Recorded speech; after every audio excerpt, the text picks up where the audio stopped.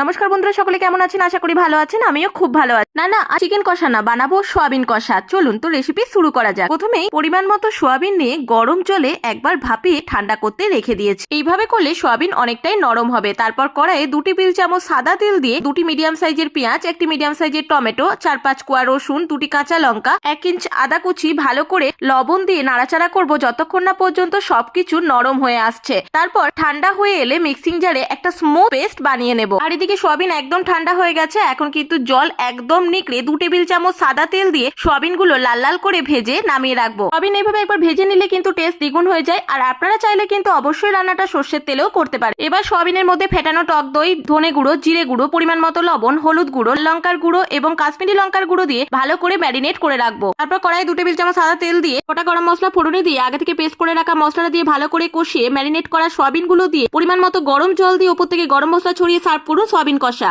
Tata.